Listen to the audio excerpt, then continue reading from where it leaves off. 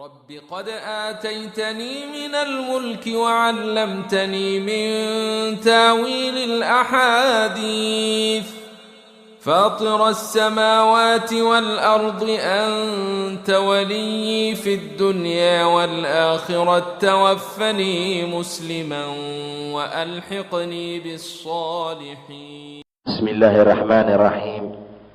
الحمد لله رب العالمين والعاقبة للمتقين ولا عدوان إلا على الظالمين، وأصلي وأسلم على نبينا محمد وعلى آله وأصحابه ومن اهتدى بهديه إلى يوم الدين. أما بعد، هدي إلهي هذا سبحانه وتعالى ما أنت وحن ماشك بالله بين كتابك اللهم عاب حسن المسلم من أذكار الكتاب والسنة. kitaabkaasoo ah kitaab aad iyo aad u nafacaad iyo manfac badanba, xisn oo macnaheedu ay tahay gabaati ama dhufayskii almuslim, qofka muslimka uu geli lahaa oo min adkaari alkitaabi wasunna, dikriyaalkii iyo xusaskii ilaahay kitaabkiisa iyo sunnada nebiga markaa ku yimid. qofka muslimkaa inta adduunka uu joogo wuxuu khatar ugu jiraa shaydaanka, ileen ma raba wanaag badan inuu qofka muslim ka gaaro, dhib ayuu rabaa shaydaanka inuu dadka gaarsiiyo. sidaa darteed ayaa ilaahay wuxuu ugu talagalay dhafays iyo gabaati loogu talagalay qofka muslimka inuu uga dhunto shaydaanka. ma aha meel la qoday iyo guri la galo, laakiin waa ilaahay xuskiisa iyo dikrigiisa inuu isku gabaatiyeeyo oo qofku marka uu isku wareejiyo. kitaabku wuxuu ka hadlayaa adkaar aad iyo aad u badan iyo ducooyin, weliba mar allaala marka xaajooyinka iyo dhibaatooyinka ay yimaadaan iyo mararka kaleba. waxyaabaha kitaabka uu tilmaamaya waxaa ka mida marka la hurdayo sidii loo ducaysan lahaa, labiska marka la gashanaayo, dharka marka la xiranaayo, marka musqusha la gelayo, laga soo baxayo, xabka weyseqaadka iyo marka loo socdo masaajidka, gurigaaga markaad gelaysay, markaad ka soo baxayso, mar allaala marka qofka waxyaaba dhib badan oo culays badan ay u yimaadaan, qofku markuu dambaabo, arrin markay ka cuslaato, deynta markuu gudi waayo iyo waxyaabo badan oo noocaas oo kale ayuu kitaabka ka hadli doonaa. markaan gudihiisa gaarnaan arki doonnaa kitaabka sida uu hadlaayo. waxaan ka bilaabaynaa muqadamada. bismi illaahi araxmaani araxiim.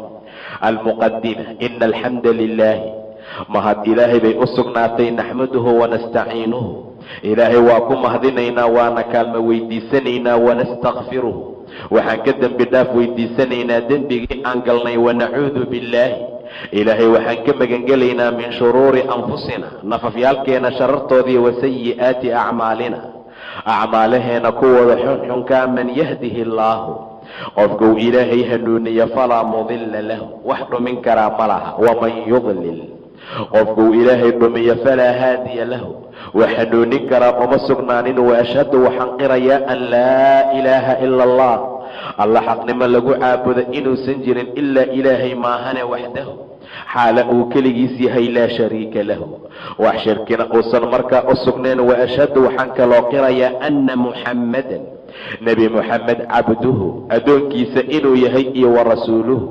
rasuulkiisii markaa uu soo dirsaday, sala allahu calayhi wacalaa aalihi wa asxaabihi, naxariis iyo nabadgelyo korkiisii asxaabtiisaba allah yeeli, ahelkiisa iyo waman tabicahum, intii ku raacday biixsaanin wanaagga ilaa yowmi ddiini, ilaa maalinta qiyaama, wasallama tasliiman kaiira, nabadgelin badan ilaahay ha badbaadiya. amaa bacdu, intaa kadib ayuu yidhi imaamka kitaabka qoray, fahaada midkan mukhtasar, waa mid yar oo la soo gaabiyey. fahaada midkan gacanta aad ku haysatee kutubkan yar ah, mukhtasar, mid mukhtasar ah waaye. ikhtasartuhu waxaan ka soo gaabiyey buu dhahay imaamka min kitaabi, kitaabkayga lagu magacaabo addikru waadducaa'u, xuska iyo baryaha iyo walcilaaju, isu daaweynta biruqa min alkitaabi waassunna iyo waasunnati, sunnada laysku tufo iyo kitaabka iyo sunnada ka sugnaaday. ikhtasartu waan soo gaabiyey fiihi kitaabka dhexdiisa qisma aladkaari,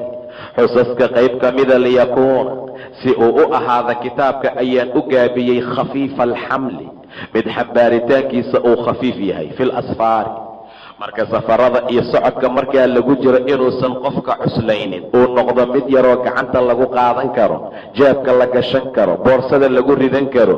saasaan markaa ugu talagalay, liyakuuna khafiifa alxamli, xamligiisa mid khafiifa inuu noqdo, fi lasfaari. waqad ikhtasartu waxaan ku soo gaabiyey buu yidhi calaa matni dikri sheegitaanka matnigiisa, waktafaytu waxaan uga gaabsaday oo aan kuwa kaaftoomay fii takhriijihi soo saaridiisa bidikri masdarin, hal masdar xusidiisa aw masdarayn ama laba masdar, waa meesha xadiidka uu ka soo fulay, oo mimaa wujida fi lasli midka asliga laga helay ah. waman araada qofkii doona macrifata asaxaabiyi saxaabiga aqoonshasadiisa, qofkii raba saxaabiga xadiidka wariyey inuu ogaado, aw ziyaadatan ama ziyaado raba fi takhriiji takhriijka iyo soo saaridiisa wax ziyaada qofkii ka raba, facalayhi birujuuci waxaa korkiisa ahaaday inuu u noqdo ila alasli asalkii meesha laga keenay. waas'alu allaha ilaahay ayaan su-aalanayaa caza wajal, caza qaalib ahaa oo wajalla weynaaye, biasmaa'ihi alxusnaa magacyaalkiisa fiican iyo wa sifaatihi alculaa sifooyinkiisa sarsareeyaan ku su'aalana an yajcalahu inuu ilaahay ka dhiga khaalisan mid baraxla oo khaalis looga dhiga liwajhihi lkariim wejigiisa kariimkaa, wa an yanfacaniya bihi inuu igu anfaco kitaabkan fii xayaatii wa bacda mamaatii noloshayda iyo geerideyda ka gadaal, wa an yanfaca bihi inuu ilaahay ku anfaco kitaabkan man qara'ahu qofkii akhriya, aw tabacahu ama daabaca, aw kaana amase sabab u noqda fii nashrihi inuu faafo. inahu ilaahay subxaanahu nasahnaaye waliyu daalika arrintaa ayuu weli u yahay, waalqaadiru calayhi waa mid kari kara. wasala allahu wasalama calaa nabiyina muxammadin wacalaa aalihi waasxaabihi iyo waman tabicahum biixsaanin ilaa yowmi ddiin. intaba ilaahay naxariis iyo badbaada ha siiya waaye. fadlu dikri waxaan ka gelaynaa meeshaan dikriga intaana loo tilmaamin xusida ilaahay iyo sida loo xuso. marka hore waa inaan ogaano fadliga uu leeyahay haddaan ilaahay xusno subxaana wa tacaala. qaala allahu tacaala ilaahay wuxuu yidhi fadkuruunii ixasuusta adkurkum aan idin xasuuste. ixusa oo mar walba tasbiixdayda iyo tahliishayda iyo dikrigayga wada, anigana waa idin xasuusanaa. qofka in allaala inta uu ilaahay xusaayo ilaahay wuu xusayaa subxaana wa tacaala. washkuruu lii igu shukriya buu dhahay ilaahay, walaa takfuruuni hana igu kufrinina. yaa ayuha aladiina kubii aamanuu ilaah rumeeyayow udkuru llaha ilaahay sheega oo xusa oo mar walba afkiina iyo qalbigiina ha ku jira dikran kaiira xusitaan badan ayuu dhahay ilaah subxaana wa tacaala. dikriga ilaahay waa cibaadada aan xadidka lahayn ayay ka mid tahay. sidaa darteed ayuu ilaahay yidhi udkuru llaha dikran kaiira, wax badan ilaahay xusa subxaana wa tacaala. haddaad salaada gudataan faintashiruu fi lardi wabtaguu min fadli illahi wadkuru llaha kaiira, wax badan ilaahay xusa. wاdhaakiriina allaha kaiira wاdhaakiriina allaha kuwa ilaahay xusa kaiiran wax badan oo ragga ah, iyo wاdhaakiraati dhaakiraadka wax badan ilaahay xusoo dumarka ah. acadda allaahu ilaahay wuxuu u diyaariyey lahum ayaga makfiratan dembi dhaaf iyo wa ajran cadiima ajir cadiima oo weyna ayuu ilaah u diyaariyey. wadkur rabbaka rabbigaa ku xus fii nafsika nafsadaada dhexdeeda tadarucan adigoo u tadarucaya ilaahay, wakhiifatan adigoo cabsanaya ama qarsanaya, waduuna aljahri jahri sukadeedoo kor ha u qaylin markaad ilaahay xusaysa min alqowli qowlka bilguduwi waalasaali subax iyo galabba ilaahay xus. walaa takun min alghaafiliin dadka hilmaansan ee ghaafiliintana ha ka mid noqonin. wa qaala sala allahu calayhi wasalam rasuulkuna wuxuu yidhi mathalu aladii kii tusaalihiisa yadkuru rabbahu rabbigiis xusaya iyo waladii midka laa yadkuru rabbahu rabbigii aan xusaynin mathalu alxayi waalmayiti mid dhintay iyo mid nool ayay mathal ahaan iskula yihiin. qofka rabbi xusaya waa qof xayi ah oo nool, qofka aan rabbi xusayn waa qof mayid ah haba noolaadee mayd adduunka socdo waaye. wa qaala sala allahu calayhi wasalam rasuulku wuxuu kaloo yidhi alaa unabbi'ukum ma idin waramaadadow bikhayri acmaalikum acmaalihiina kuwa u khayr badan wa askaaha ugu tahiran cinda maliikikum boqorkiina agtiina wa arfaciha ugu korqaadid badan fii darajaatikum darajooyinkiina camalada lagu korqaado ma idiin sheegaa wa khayrin lakum idinkagana khayr badan min infaaqi aldahabi waalwaraqi inaad sadaqaysataan ood bixisaan dahab iyo qalin wax idinkaga khayr badan ma idin tusiyaa oo weliba wa khayrin lakum idinkaga khayr badan min an talqow inaad la kulantaan cadowakum cadowgiina oo fatadribuu aad goysaan acnaaqahum qoorahooda oo wayadribuu ayaguna ay gooyaan acnaaqakum qoorihiina inaad jihaad gashaan ood gaalada si fiican u baabi'isaan idinkana aad ku shahiidaan oo qooraha ay idinka gooyaan camal idinkaga fiican ma idin tusiyaa qaaluu waxay dhaheen saxaabadii bala nacam yaa rasuul allah macnaha na tusi inaadan na tusin iska dhaafe na tusi waaye qaala rasuulku wuxuu yidhi dikru llahi tacaala ilaahay xuskiisa waaye subxaanahu wa tacaala inuu qofka ilaahay xuso waaye wa qaala sala allahu calayhi wasalam rasuulku wuxuu yidhi yaquulu allahu tacaala ilaahay wuxuu dhahayaa ana anigu cinda danni cabdii bi addoonkayga melihiisa agtiisaan ahay buu dhahay ilaa subxaanahu wa tacaala ana anigu cinda danni male agtiisa ayaan ahay cabdi addoonkayga bi ani uu imalaysto wabaad arkaysaa wax khayr maba samaysanine waxaan ka mid ahay dadka ahlu naarkan ay ila tahay saasaan u malayna maca daalika qof walbaa wuxuu alla agtiisa ka malaystay ayuu leeyahay wa ana macahu anigaa micigiisa ahoo la jira idaa dakaranii markuu ixusaayo mar walbuu ixuso anaa micigiisaabuu dhahay ilaah subxaanahu wa tacaala ilaahay micigaaga wuxuu ku noqonaa mar kasta markaad xusaysa fain dakaranii hadduu igu xuso fii nafsihi naftiisa dhexdeeda dakartuhu fii nafsii naftaydaan ku xusaabuu dhahay ilaah subxaanahu wa tacaala wain dakaranii hadduu igu dhex xuso fii mala'in jameeca dhexdooda koox lagu dhex jiro ayuu igu dhex xusay dakartuhu aniguna waxaan ku xusaa fii mala'in jameeco oo khayrin minhum ayaga ka khayr badan waa malaa'igtee wain taqaraba ilaya hadduu iigu soo dhowaado xaggayga addoonkayga shibran haltaaka uu ii soo dhowaado taqarabtu ilayhi diraacan diraac baan u dhowaadaa buu dhahay ilaahay waa dhudhun haltaakaad ilaahay u dhowaatay diraac iyo dhudhun buu kuu soo dhowaadaa waxaa loola jeedaa wax yar oo cibaadaa hadduu sameeyo wax badan oo naxariisa ayaan anigana ula dhowaadaa wain taqaraba ilaya diraacan hadduu diraac ii soo dhowaado waa hal dhudhune taqarabtu ilayhi baacan baac ayaan u dhowaadaa waa gacan kaamil ah wain ataanii hadduu ii yimaado yamshi asagoo soconaya ataytuhu waxaan ugu tagaa buu dhahay ilaahay oo aan uga hortagaa harwalatan orod haddii wax yar oo cibaadaa uu sameeyo looma dhibaato gelinayo socod badan inuu naxariista alla uu ugu gaaro anaa ka hortaga buu dhahay ilaahay naxariistayda ayaan ula hortagaa wa can cabdillaahi bin busrin radia allahu canhu cabdillaahi bin busrin ilaahay ha ka raadi noqdee ana rajula nin baa qaala yidhi yaa rasuula allahi rasuulkii ilaahayow ina sharaa'ica alislaami islaamka sharaa'icdiisa qad kahurat calaya korkayga way ku badataye fa akhbirnii bishayin shay ii sheeg buu dhahay atashabbahu bihi aan ku dhego shay hal mar aan qabsadoon ka foqin ii sheeg waxyaabaha sharaa'icda ah ama qaybaha islaamka way ugu badatay hal qayb oon xoogga saaro oon ku liibaano oo aan ku dhego rasuulkii allow ii khabar qaala rasuulku wuxuu yidhi laa yazaalu yuusan ka zuulin lisaanuka carabkaaga radban inuu u qoyan yahay min dikri illaahi ilaahay xuskiisa subxaanahu wa tacaala carabkaaga ilaahay xuskiisa ha u qoynaado mar walba wad dikriga ilaahay carabkaaga yuusan ka joogsanin qoynaanshaha waxaa loola jeedaa mar walba ha ku jiro ileen haddii laga waayo asagoo ka qalalay ayay la mid tahay wa qaala sala allahu calayhi wasalam rasuulku wuxuu yidhi man qara'a qofkii akhriya xarfan hal xaraf oo min kitaabillaahi ilaahay kitaabkiisa ku dhex sugan falahu bihi wuxuu ku leeyahay halkaa xaraf xasanatun xasano iyo wanaag ayaa laga siinaa walxasanatu bicashri amhaaliha halkii xasano 10 ayaa loo laalaabaa oo 10 miisaalkeeda ayuu ku leeyahay buu dhahay nebiga axadka qur'aanka akhriya laa aquulu dhihi maaya alif laam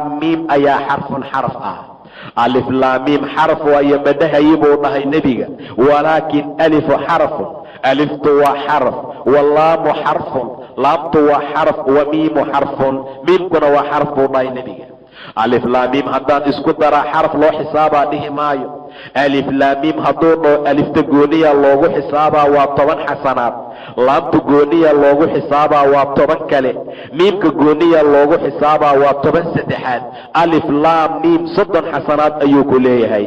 وعن عقبة بن عامر رضي الله عنه قال wuxuu yihi عقبة خرج رسول الله rasuulki ilaahay ayaa soo baxay sala allahu calayhi wasalam, wanaxnu anagoo fi sufati, sufadii markaa ku sugan qowladii ayaan ku dhex jirnay. asxaabu sufa ayuu ka mid yahay. sufada waa qowlo yar oo masaajidka agtiisa ku taaloo ducafada iyo masaakiinta tabarta la jiifan jirtay. faqaala wuxuu nagu yidhi ayukum yuxibu, yaa jecel an yaqduwa inuu dheento kulla yawmin maalin kasta ilaa budxaan meesha la dhaho inuu aado, aw ila alcaqiiq meesha la dhaho oo faya'tiya minhu uu kala yimaado meesha binaaqatayni, 2 halaad ama 2 geel oo koomaawayni, kursyo waaweyn leh, fii gayri ismin walaa qatiicati raximi, ayadoo dembi la'aan iyo raxim goysma aan ku jirin. yaa jecel inuu subax walba intuu dheento budxaan uu taga ama caqiiq meesha la dhaho oo 2 naaqadood waa 2 hale oo kursyo waaweyn leh oo ka keensta asagoo dembi loo qoraynin. faqulnaa waxaan dhahnay yaa rasuula allahi, rasuulkii ilaahayow nuxibu daalika, arrintaa waa jecelnahay. qof kastoo annaga nagamida waa jecel yahay inuu meesha aado oo 2 halood uu la yimaado uu soo qaato. qaala rasuulku wuxuu yidhi afalaa yaqduu, mau dheenta axadukum axadkiin ila almasjidi, masaajidka mau u dheento oo fayaclama uu soo bartuu ow yaqra'a u soo aqriya aayatayni 2 aayadood oo min kitaabi illaahi, ilaahay kitaabkiisa ku sugan, caza qaalib ahaa oo wajalla weynaaye, khayrun lahu way oga khayr badan tahay min naaqatayn 2 halaad. 2 halood way oga khayr badan tahay, wa 3 aayadna khayrun lahu min 3 3 halaad ayay oga khayr badan tahay, wa 4 khayrun lahu min 4 iyo wa min acdaadihina min alibili, intii tira ahuu akhriyey oo geela ah way oga khayr badan tahay buu dhahay nebiga sala allahu calayhi wasalam. wa qaala sala allahu calayhi wasalam, rasuulku wuxuu kaloo yidhi man qacada qofkii fadhiista maqcadan meel la fadhiista, lam yadkur illaaha uusan ilaahay ku xusin fiihi maqcadkaa dhexdiisa, waa golahuu fadhiistaye, kaanat calayhi min allaahi tiratun, ilaahay waxay u ahaanaysaa xaggiisa ninkaa korkiisa ay uga ahaanaysaa tira waa nadaama iyo qowmama iyo shalaay. waman iltajaca qofkii jiifta maltajacan makaanu jiif, lam yadkur illaaha fiihi ilaahay uusan ku xusin, kaanat calayhi korkiisa waxay min allaahi uga noqonaysaa tiratun, nadaama iyo xasra iyo shalaay ayay markaa ku tahay waaye.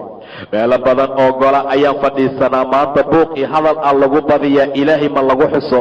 maalinta qiyaama way imaanaysaa, maca daalika tiray kugu noqonaysaa iyo nadaamo, xasra iyo shalaay. wa qaala sala allahu calayhi wasalam, rasuulku wuxuu yidhi maa jalasa qowmun, qowma fadhiistaan majlisan majlis iyo gole oo lam yadkuru llaha fiihi aysan ilaahay ku xusin.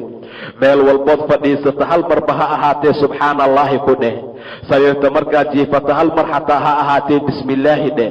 waa inaad hadalka iyo waxyaabaha kale aad ku soo dhex dartaa dikriga ilaahay. haddayse meel fadhiistaan qoom ilaahay aysan ku xusin, walam yusalluu calaa nabiyihim, nebigoodana aysan ku sallinin, ilaa kaana calayhim tiratun, ilaah waxay u noqonaysaa korkooda nadaamo. fain shaaa cadabahum, hadduu doono waa u cadaabayaa ilaahay, wain shaaa gafara lahum, hadduu rabana waa isaga saamaxa subxaanahu wa tacaala. wa qaala sala allahu calayhi wasalam, rasuulku wuxuu yidhi maa min qowmin qowm ma jira yaquumuuna istaagaaya min majlisin meel ay fadhiyeen, laa yadkuruuna allaha fiihi aysan ilaahay ku dhex xusin, meesha gudaheeda say u fadhiyeen ay u buuqayeen oo dagaal iyo qabiilka sheekaysi iyo saasay xaaladdu tahay ay ku jireen, ay kala istaageen, ilaa qaamuu can mili, ilaa way istaagayaan meeshii oo ah can mili jiifati ximaarin, dameer bakhtigiisa oo kale meeshii oo ah ayay ka istaagayaan. wa kaana lahum waxayna u ahaanaysaa xasratan nadaamo, shalaayi markaa u noqonaysaa. intaa waa horudhac dikriga ilaahay iyo in rabbi la xusana la tusaaleeyey. waxaan ka gelaynaa amaakinta iyo boosaska ilaahay lagu xuso subxaana wa tacaala. midda ugu horaysa waa adkaaru istayqaadi min annawmi, dikriga lagu xuso ilaahay qofka markuu hurdada ka soo kaco. maad u jiiftay caawoo dhan ayaad soo kacday, subaxdii maxaad dhahaysaa? waxaad dhahdaa alxamdu lilaahi aladii axyaanaa bacdamaa amaatanaa wa ilayhi nnushuuru. alxamdu mahad lilaahi, ilaahay ayay u sugnaatay alladii allihii axyaanaa na soo nooleeyey bacdamaa amaatanaa, markaan dhimanay ka gadaal, wa ilayhi nnushuuru, kulanka iyo aruurkana xaggiisa ayuu markaa ahaaday. qofku marka uu hurdo waa xayaato bax yar oo ku meel gaar ah. allahu yatawafa alanfusa xiina mowtiha waalatii lam tamut fii manaamiha, ilaahay nafta ayuu qaataa taan dhiman hurdada lagu oofsadaa. fa yumsiku alatii qadaa calayha almowt, ilaahay naftuu ka celiyaa intii meel lagu xukmaya. wayursilu اlukhraa ilaa ajalin musamaa, nafta kale waa la soo diraa ilaa wakhtigeeda laga gaaro. mid ayaad ahayd waxaad kala ogeed malaa ilaahayaa xayaatada kugu soo celiye. mar allaala marka aad soo kacda hurdada, qaylo iyo buuq iyo dagaal ha bilaabin, muusig dhegaysashadiisa ha ku bilaabina. dheh alxamdu lilah, ilaahayaa mahad iskale, alladii axyaana na soo nooleeyey bacdamaa amaatanaa, markaan dhimanay ka gadaal, wa ilayhi nnushuuru, xaggiisaa loo noqonayaa. waxaad kaloo dhahaysaa laa ilaaha ila allahu waxdahu laa shariika lah, ilaahay xaqnimo lagu caabudoon allaha waaxidka ahayn ma jira, waxdahu xaalo uu keligiis yahay, laa shariika lahu, shirki uma sugnaanin, lahu lmulku, mulki ilaahay buu u sugnaaday, walahu alxamdu, mahadna asagaa iskale, wahuwa calaa kulli shayin qadiir, wax walba alla kari kara waayo. waxaad ku dartaa intaa subxaana allahi, ilaahay ayaa nasahan oo ceeb iyo nusqaan aan lahayn. walxamdu lilaahi, ilaahay ayaa mahad iskale iyo faalo iyo ammaan. dadkoo dhan hadday mahdiyaanna waa mahadsan yahay, haddaysan mahdininna ilaahay waa mahadsan yahay, labada marba subxaana wa tacaala. walaa ilaaha ila allahu, ilaahay asaga aan ahayn ma jira, wallaahu akbar, ilaahay ayaa weyn. walaa xawla walaa quwata ila billaah, walaa xawla, xeelad iyo tab iyo caqli aan xumaanta uga leexda melihi, walaa quwata, awood aan diinta ku raaca melihi, ila billaah, inuu ilaahay igu saacido maahana. allihii alcaliyi alcadiimi, sareeyey oo weynaa. ee rabbi kfir lii, ilaahayow ii dembi dhaaf. sidaana waad dhahaysaa markaad hurdada ka soo kacda. waxaad kaloo dhahaysaa alxamdu lilaahi aladii caafaanii fii jasadii, ilaahay ayaa mahad iskale, jasadkayga ii caafiyey. waradda calaya ruuxii, ruuxdayda korkayga ku soo celiyey. waadina lii bidikrihi, dikrigiisana ii fasaxayo markaa ii idmay inaan asaga markaa xuso. ilaahay ayaa mahad iskale, alladii caafaanii fii jasadii, jasadkayga caafimaad ii siiyey. waradda calaya ruuxii, ruuxdayda ii soo celiyey. waayo dad badan ayaan jasadkooda caafimaad qabin, musqulaha aan aadi karin oo la qaada, aan soo fadhiisan karin oo la fadhiisiyaa, aan wax cuni karin oo lagu qabaa.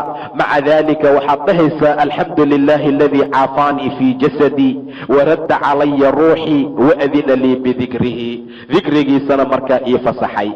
10 aayadood ee ugu dambaysa suurata aali cimraanna waad akhrinaysaa. ina fii khalqi asamaawaati waalardi, ileen aayadahan ilaahay markii nebiga lagu soo dejiyey, bilaal ayaa u yimid, habeennimaa lagu soo dejiyey nebiga. sidaa darteed bilaal ayaa u yimid oo ogeysiinayay salaada aadaankeeda. nebigoo ooynaya ayuu u yimid sala allahu calayhi wasalam. bilaal wuxuu dhahay maa yabkiika yaa rasuula allah, maxaa kaa ooyiyey? bilaal wuxuu dhahay aayado ayaa laygu soo dejiyey caawa, maca daalika iikoo kale aan arkin. weylun, halaag wuxuu u sugnaaday qofkii akhriya oon ku tadabburin, halaag wuxuu u sugnaaday qofkii akhriya oon ku tadabburin. waa ku soo celceliyey nebiga. aayadahana waa ina fii khalqi asamaawaati waalardi waاkhtilaafi alleyli waannahaar, ilaa suuradda ay markaa ka dhammaato. ina fii khalqi asamaawaati, samaawaadka abuurkooda iyo waalardi, arlada abuurkeeda, iyo waاkhtilaafi alleyl, isbedelka habeenka, iyo wannahaari, midda maalinta, la aayaatin, aayaad iyo cibrooyin ayaa ugu jira liuli lalbaab, dadka cuquusha u saaxiibka ah, dadka caqliga leh ayaa habeenkii maalinta isbedelkiisa, samaawaadka tiirla-aanta la taagay, arlada la goglay oo la fidiyey ugu sugan, iyo isbedelka habeenka iyo maalinta ulil albaab. yaa la yidhaahdaa ulil albaab, dadka caqliga u saaxiibka yeeyihiin dadka kala siyaaseeya miya? maya. dadka ganacsiga iyo bayc mushtarka si fiican u bartay miya? haddaana loo tilmaamaa aladiina yadkuruuna allah, waa kuwa ilaahay xusaya qiyaaman ayagoo taagan, wa qucuudan ayagoo fadhiya, wa calaa junuubihim iyo ayagoo junuubkoodii dhinac u jiifa. intaba ilaahay ayay ku xusaan subxaana wa tacaala. maxaa u sii dheer, wayatafakkaruuna waxay ka fakeraan fii khalqi asamaawaati waalardi, samaawaadkii arlada qaab abuurkooda ayagoo dhahaya rabbanaa rabbigeenniyow maa khalaqta haadaa baatilan, kan baatil iyo cayaar iyo dheeldheel uma abuurin, subxaanaka adigaa hufan oo nusqaan aan lahayn, welad iyo saaxiibana aan samaysanine, faqinaa naga kori cadaaba annaari, naarta cadaabkeeda ilaahayow naga kori. dadka dhahaya waayo ulul albaabka. ilaahay ayay xusaan ayagoo taagan, ayagoo fadhiya, ayagoo jiifa. waa saddexda xaalad oo insaanka uu ku sugan yahay. mar waa fadhidaa, mar waa taagantaa, marna waa jiiftaa. wax ka dhaxeeya malaha. qiyaaman wa qucuudan wa calaa junuubihim ayay ilaahay ku xuseen. samaawaadkii arlada abuurkooday ka fakarayaan, wayatafakkaruuna waxay ku fikirayaan fii khalqi asamaawaati waalardi, samaawaadkan saan u waaweyn oo xoogga leh, tiir la-aanka la taagay, alle ka xoog badan inuu jiro abuuray og yihiin, iyo arlada sidaa ah. rabbanaa maa khalaqta haadaa baatilan, ilaahayow kan baatil iyo dheeldheel iyo ha iska ahaada uma samaynin, in la fiirfiirsado uma abuurin, ee in lagu caqli qaataad u abuurtay. subxaanaka ilaahayow adaa ceeb iyo nusqaan ka dheera, faqinaa cadaaba annaari naga kori naarta cadaabkeeda. rabbanaa rabbigeenniyow innaka adiga man tudkhili innaara, qofkii naarta aad gelisa faqad akhsaytahu waad hoojisay.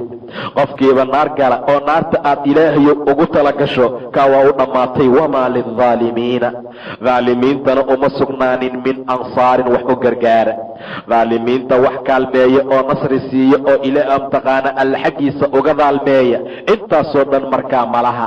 maa lilظaalimiina min xamiimin walaa shafiicin yutaac, mid xamiima malaha iyo shafeeca la aqbala. rabbanaa innaka man tudkhili innaara, ilaahayow qofkaad naarta gelisa faqad akhsaytahu waad hoojisay. wamaa lilظaalimiina min ansaarin, dhaalimiinta wax u gargaaraa markaa uma sugnaanin. rabbanaa rabbigeenniyow inanaa anagu samicnaa waxaan maqalnay munaadiyan, mid munaadi ah, mid qaylinaaya, mid naadinaaya oo dhawaaqayo, yunaadii liliimaani, iimaanka dadka ugu naadinaaya, hadalkiisana uu yahay an aaminuu birabbikum, rabbigiin rumeeya. fa aamanaa waaba rumaynayba. isla markii aan maqalnay ma dhihin rumayn maxaa la dhahaa, rabbi maxaa la dhahaa? isla markiiba fa aamanaa waa rumaynay. rabbanaa rabbiyow faqfir lanaa, noo dhaaf dunuubanaa dembiyaalkeena, wakafir ilaahayow astur oo qari oo naga tirtir cannaa xaggeena sayi'aatina gafafkeennii qaladaadkeena, watawafanaa na oobso oo na dil maca alabraari, anagoo baariyaalka micigooda ku jira. ilaahayow nafta naga qaad.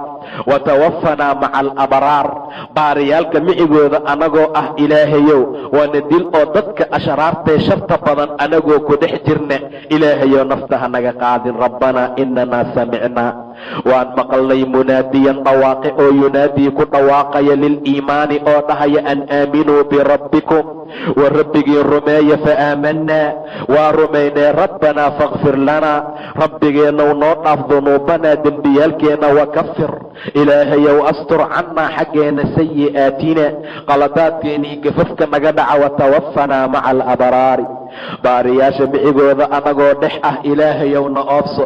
dadka fujaartii qamri cabliyaalka ah, diinta alla ka dhurqee qayilaaya, shirkiga iyo macaasida iyo xumaanta ku dhex jira anagoo ku dhex jirna, ilaahayow hana oobsan, hanana dilin, waa khaatima xume. ilaahayow baariyaalka adig ku xuso oo diinka raaca, khayrka iyo wanaagga ku dadaalay, salaada dukanaya, khayrka ku dhex socda, micigooda anagoo ah markaa nagu dil, waa xusnulkhaatime. rabbanaa rabbigeenow waaatinaa nasiimaa wacadtanaa, waxaad noo yabohdood noo ballanqaaday calaa rusulika, ay calaa lisaani rusulika waaye, rusushaada carabkooda waxaad noogu ballanqaaday ilaahayow nasii oo jannada ah. walaa tukhsinaa, ilaahayow hana hoojinin yowma alqiyaamati maalinta qiyaamo, waayo innaka adiga laa tukhlifu almiicaad, miicaadka mid guub yeelaa ma tihid, ballanada mid ka baxaa ma tihid. rabbiyowna sii ballanqaadkaad noo ballanqaaday.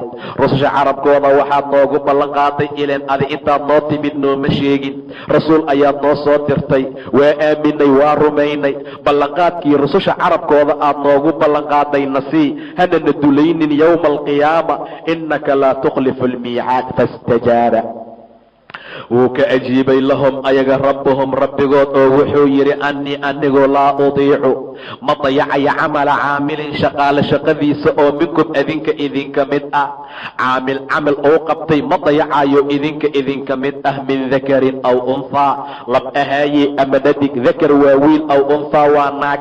bacdukum gobolkiin min bacdin gobolka kale ayuu ka ahaaday, qaarkiin qaarka kale ayuu ka ahaaday. faaladiina haajaruu intii hijrootay oo wa ukhrijuu min diyaarihim guryahooda laga bixiyey oo wa uuduu la dhibay fii sabiili jidkayga lagu dhibay oo waqaataluu dagaalamay wa qutiluu la dilay, la ukafiranna dhaafee canhum xaggooda sayi'aatihim xumaanyaalkoodaan ka dhaafayaa buu dhahay ilaahay. wala udkhilannahum waxaan gelinayaa jannaatin jannooyin tajri ay soconaysa min taxtihaa hoosteeda alanhaaru webiyaala hawaaban waa abaalgud oo min cindi illaahi ilaah agtiisa ka ahaaday. wallaahu cindahu ilaahay agtiisa waxaa ahaaday xusnu hawaabi, abaalgud midka ugu fiican. laa yagurannaka yaysan ku kadin rasuulkii allow taqallubu aladiina kubii gadgadoonkooda kafaruu kufriyey filbilaadi bilaada ay ku gadgadoomayaan, ganacsiga iyo bayac mushtarka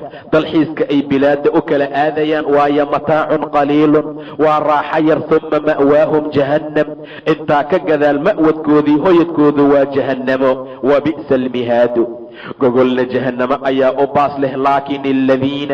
laakiinse kuwii ittaqow cabsaday rabbahum rabbigood ka cabsaday, lahum jannaatun jannooyin ayay leeyihiin, tajri ay soconaysa min taxtihaa xaggeeda hoose alanhaaru webiyaalo, khaalidiina fiiha waa ku dhex waarayaan gudaheeda. nusulan waa soo dhoweyn iyo martiqaad oo min cindi illaah ilaahay agtiisa ka ahaatay. wamaa cinda allaahi wixii ilaahay agtiisa ahaaday ayaana khayrun lilabraari baariyaasha u khayr badan.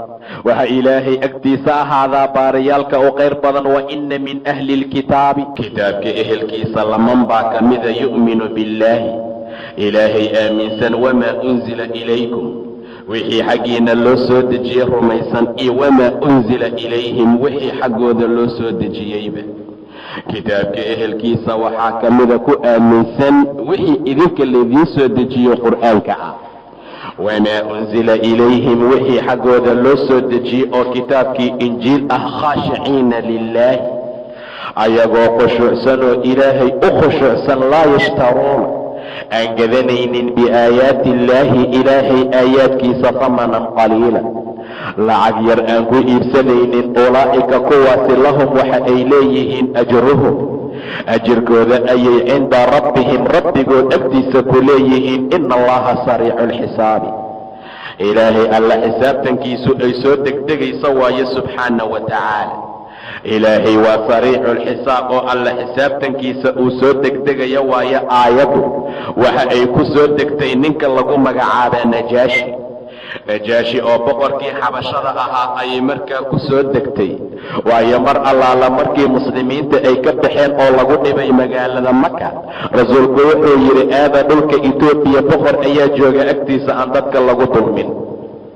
meesha markay tageen jacfar ibni abi aalib iyo cuhmaan ibni cafaan, abu salama, umu salama, umu xabiiba iyo dadka lamidkaa markay meesha tageen ayaa quraysh waxay ogaadeen inay muslimiinta amni istiqraar ku sugan yihiin. 2 nin ayay soo wadeen ayaa la yidhi ay direen oo xoog badan, waxay u dhiibeen hadiyo badan. najaashi u geeyay dhaheen hadiyada siiya, dadkaana ka soo wada. najaashiyay u tageen, arrintii bay la socodsiiyeen, hadiyadii ayay meesha u dhigeen. mayuu dhahay ilaa aan afkooda ogaada. waa loo wacay, jacfar ayaa u hadlay, hadal fiican ayuu ku hadlay, qur'aan ayaa loo akhriyey. najaashi ka gadaal waa khushuucay waana ooyey. mar allaala markuu ooyey ayuu dhahay baxa idinkana iga taga, qofaan idinku siinaya malaa, hadiyadiinana qaatuu dhahay bax ma idinka rabo. idinkana muslimiinay beledkayga ku noolaada, qofkii idin cayogaraama laga qaada, qof allaala qofkii idin dhibana saasoo kale.